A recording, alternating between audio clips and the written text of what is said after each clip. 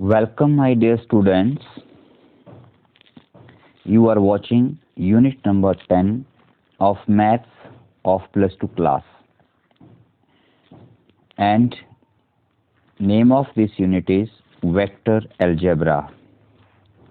So let us start from the definition of vector. So first of all of you know the definition of line, that you can say this is a straight line. इसे हम क्या कहते हैं बच्चों? एक straight line कह देते हैं। अब अगर हम लोग इस लाइन का नेम देना चाहें तो you can write like this is a line L, right. अब हम अगर इस लाइन के ऊपर कोई एक एरो लगा देते हैं किसी डायरेक्शन में, जैसे कि अभी मैंने यहाँ पर एक एरो लगा दिया, पुट कर दिया इसके ऊपर, तो this is arrow in the, बोल सकते हैं आप, इन पॉजिटिव एक्स एक्सिस। इस तरह से हम इसे मान लीजिए डायरेक्शन क्या लेते हैं। तो फिर हम इस लाइन को एक नया नाम दे देते हैं जिसे आप कहेंगे डायरेक्टेड लाइन। क्या हो गई ये? Directed line. बिना एरो की क्या थी ये? केवल एक लाइन थी। जब हमने इस पर एक एरो लगा दिया, डायरेक्शन मार्क कर दी, तो ये बन गई एक डायरेक्टेड लाइन जिसकी डायरेक्शन हमें मालूम है। अब हम थोड़ा आगे चलते हैं। अब अगर मैं इस डायरेक्टेड लाइन का कोई एक छोटा सा पोर्शन कंसीडर कर लेता हूं, लेट अस से from point P two point Q, point P से लेकर Q तक। PQ क्या है? एक आप बोल सकते हो PQ इज अ सेगमेंट और पोर्शन ऑफ लाइन L। लेकिन लाइन L क्या है? एक डायरेक्टेड लाइन है जो पॉजिटिव एक्स एक्सिस की डायरेक्शन में पॉइंट कर रही है। तो इस पोर्शन PQ को हम मोर एक्यूरेटली क्या कह देंगे? Directed line segment. क्या कहेंगे बच्चों इसे हम लोग? Directed line segment. इसी डायरेक्टेड लाइन सेगमेंट PQ को हम लोग मैथमेटिक्स में या साइंस में या फिजिक्स में, साइंस में बोल सकते हैं आप लोग, क्या कहते हैं उसे? हम लोग वेक्टर कह देते हैं। क्या कहते हैं? Vector. So what is a vector? Vector is a directed line segment. लिखा कैसे जाता है? लिखा जाएगा जैसे हमने ये PQ लिखा, P इसका इनिशियल पॉइंट है जहां से वो डायरेक्टेड लाइन सेगमेंट स्टार्ट हुआ, Q उसका फाइनल पॉइंट है जहां पर वो डायरेक्टेड लाइन सेगमेंट एंड हो गया। तो starting point and ending point, and by putting a sign arrow. Arrow का साइन PQ के ऊपर हम एक लगा देंगे जिसे हम लोग वेक्टर सिंबल भी कहते हैं। तो इसे आप रीड कैसे करोगे? You will say that what is this? This is a vector PQ। क्या पढ़ेंगे आप इसे? आप इसे रीड करेंगे vector PQ। You will read it as a vector PQ। ठीक है। So what is a vector? Vector is a directed line segment. क्या डेफिनेशन हो जाएगी वेक्टर की? Vector is a directed line segment which has a fixed direction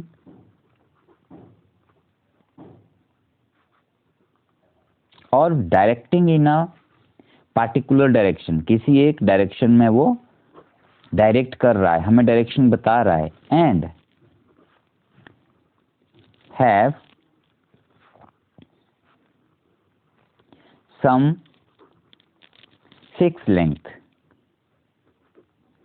ठीक है, उसकी कुछ एक फिक्स लेंथ भी होगी। उस लेंथ को हम लोग उस वेक्टर का मैग्नीट्यूड भी कहते हैं। That length of the vector is known as the magnitude of the vector. magnitude of the vector, right. So let us say मैं यहाँ पर एक इस तरह से एक लाइन लगाता हूँ और इसके ऊपर यहाँ पर एक एरो लगा देता हूँ, और मान लीजिए इस पॉइंट को P लिखता हूँ, इसको Q लिखता हूँ, तो ये एक आपका वेक्टर P Q हो गया, ठीक है। P इस वेक्टर का इनिशियल पॉइंट होगा और Q इस वेक्टर का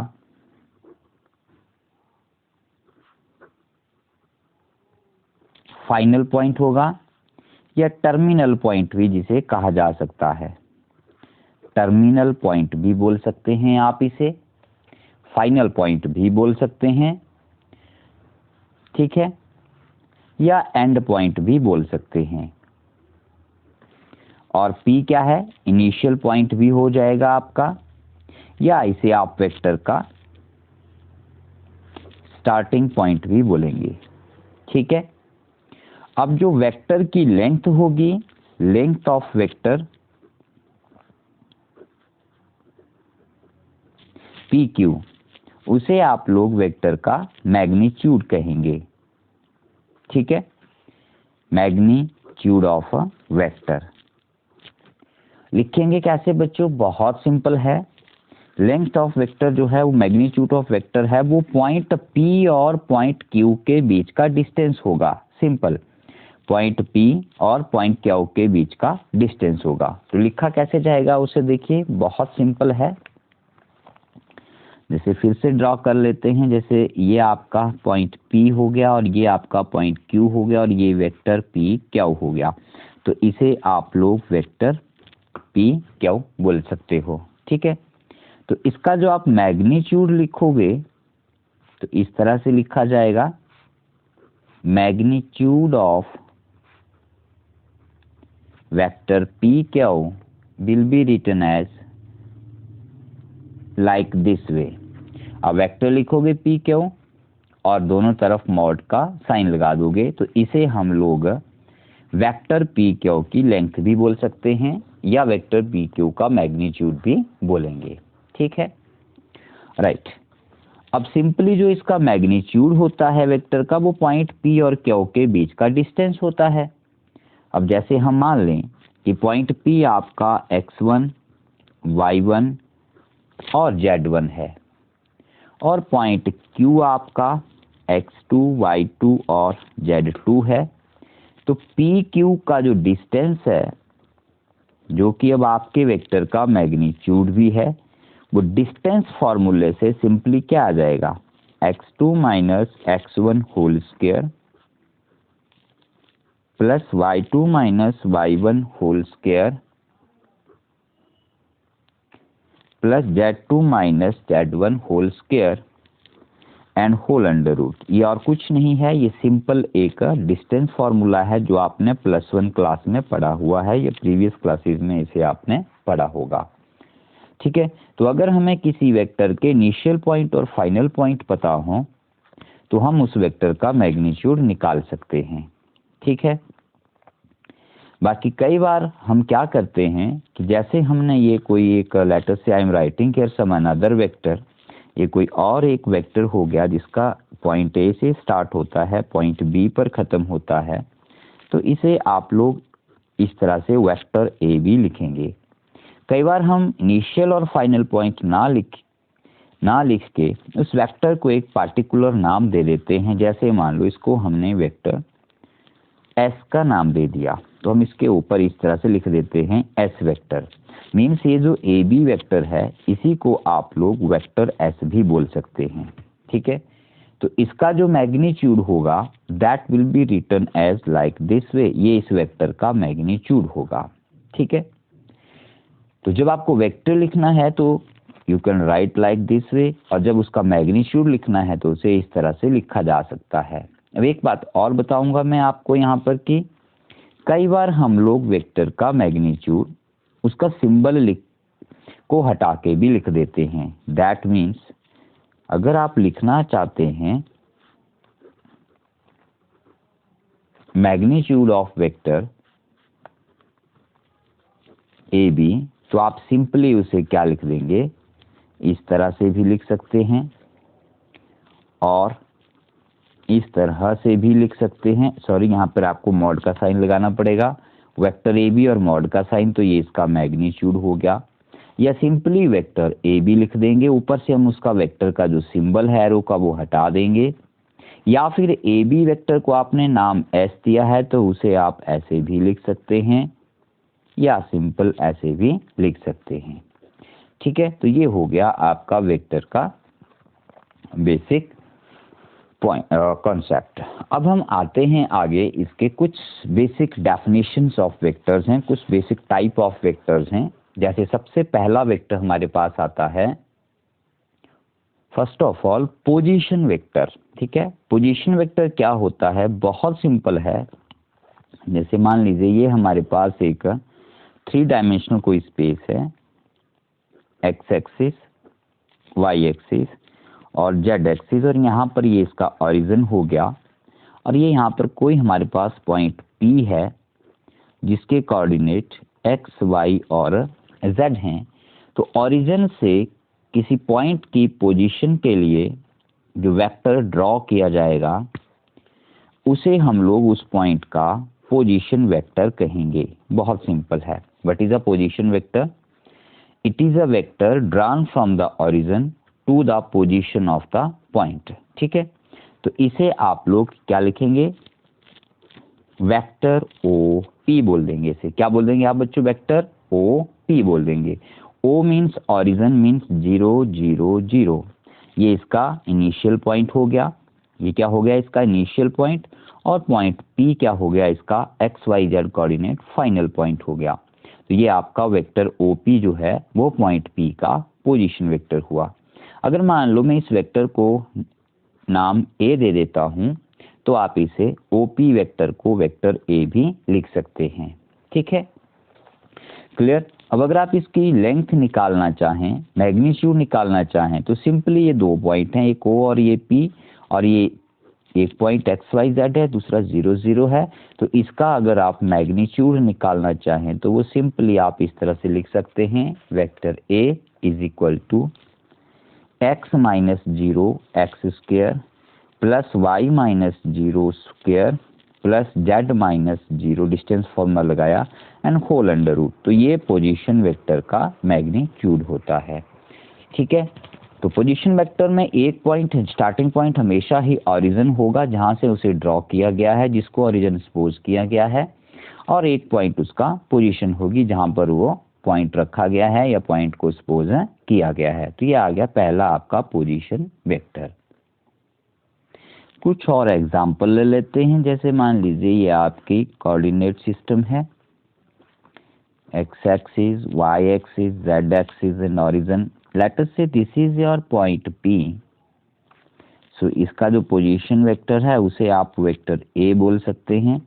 ओरिजिन से पॉइंट पी के लिए हम ड्रॉ करेंगे, तो पॉइंट पी का पोजीशन वेक्टर क्या हो जाएगा, position vector of point P is क्या हो जाएगा बच्चों, आप इसे बोल देंगे ओपी वेक्टर, और इसे आप बोल देंगे वेक्टर ए भी बोल सकते हैं। ठीक है, इसी प्रकार लेटर से ये हमारे पास कोई और एक पॉइंट है क्यू, इसका पोजीशन वेक्टर निकालना चाहें आप तो ओरिजिन से इसके लिए एक वेक्टर लाइन सेगमेंट ड्रॉ करेंगे, एरो लगा देंगे। एरो हमेशा पॉइंट फाइनल पॉइंट पे लगाना है, ओरिजिन से ड्रॉ किया जाता है फाइनल पॉइंट के लिए, और इसका नाम आप वेक्टर बी बोल देते हैं मान लीजिए। तो आप बोल सकते हैं position vector of point Q is क्या हो जाएगा बच्चों, ओ क्यू वेक्टर। ठीक है, ओ से स्टार्ट हुआ, क्यू पे रुक गया, खत्म हो गया, तो ये हो गया ओ क्यू वेक्टर, और ये ओ क्यू वेक्टर हो गया आपका वेक्टर बी। तो ये है आपका पोजीशन वेक्टर का कॉन्सेप्ट। ठीक है, इसके बाद आगे कुछ टाइप ऑफ वेक्टर्स आते हैं जो आप लोगों ने प्रीवियस क्लासेस में भी पढ़े होंगे, तो मैं थोड़ा सा क्विक रिव्यू दे देता हूं और उन्हें आप अच्छे से पढ़ लें। जैसे सबसे पहले आता है जीरो वेक्टर, तो you have studied this vector. क्या होता है जीरो वेक्टर?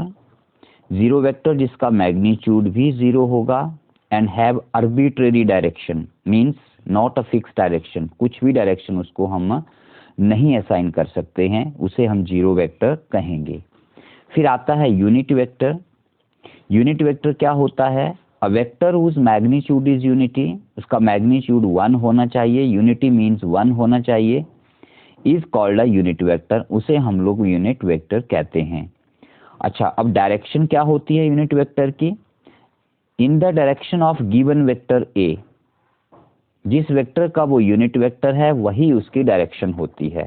तो इसे मैं थोड़ा डिटेल में बता देता हूँ आपको। जैसे मान लीजिए हमारे पास ये कोई वेक्टर है ए, ठीक है, तो इसका जो यूनिट वेक्टर है you will write that like this way, this is a vector A, और इसे आप लोग क्या कहेंगे? इसे आप कहेंगे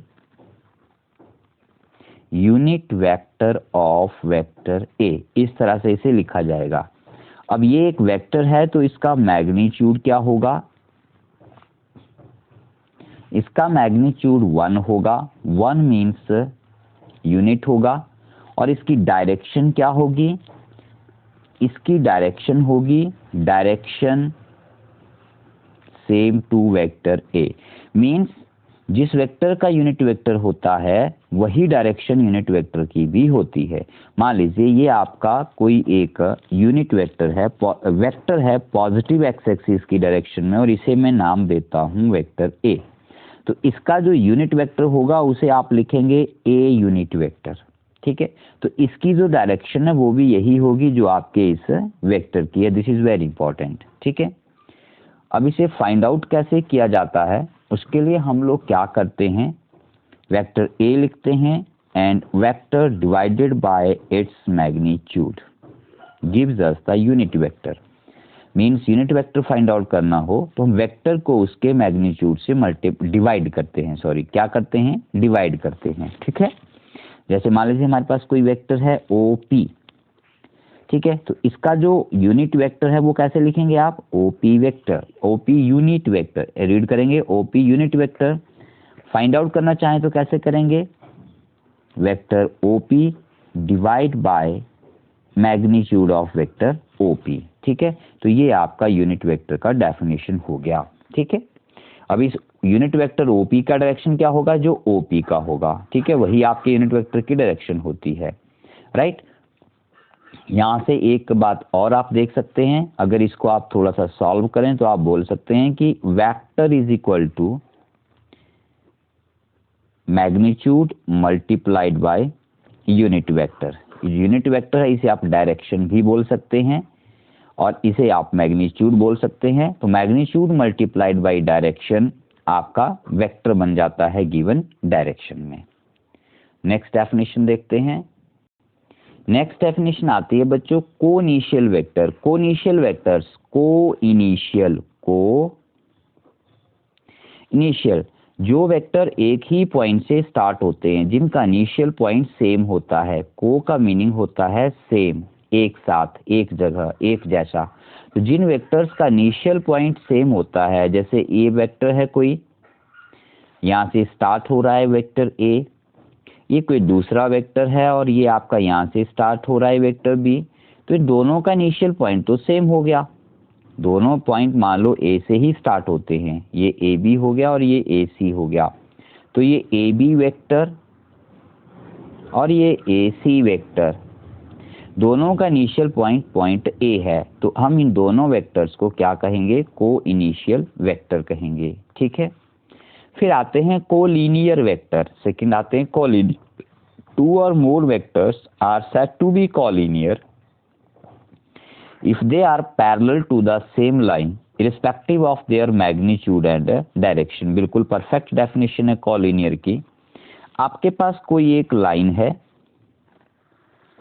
ठीक है, और इस लाइन के पैरेलल बहुत सारे वेक्टर्स हैं। एक वेक्टर ये हो गया, एक ये हो गया, एक ये हो गया, ये हो गया, ये हो गया, ठीक है।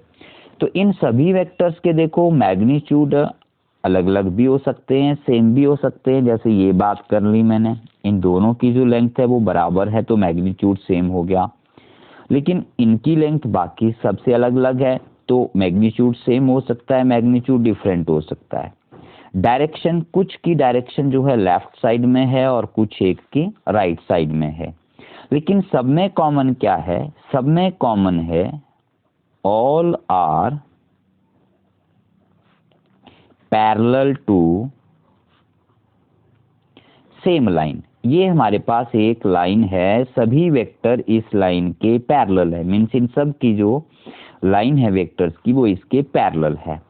ठीक है, तो ऐसे वेक्टर्स जो irrespective of their magnitude and direction, उसका कोई मायने नहीं रहता कि मैग्नीट्यूड किधर है, मैग्नीट्यूड क्या है, डायरेक्शन क्या है, क्या नहीं है, बट वो किसी एक लाइन के पैरेलल होने चाहिए, उन्हें हम लोग क्या कहते हैं?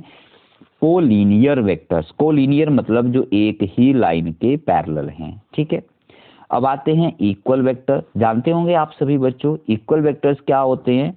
वेक्टर्स जिनका मैग्नीट्यूड भी सेम है और डायरेक्शन भी सेम है। अब जैसे ये दो वेक्टर से, मान लीजिए ये वेक्टर ए बी है और ये वेक्टर आपका सी डी है, तो आप इसे लिख सकते हैं वेक्टर ए बी और इसे लिख सकते हैं वेक्टर सी डी।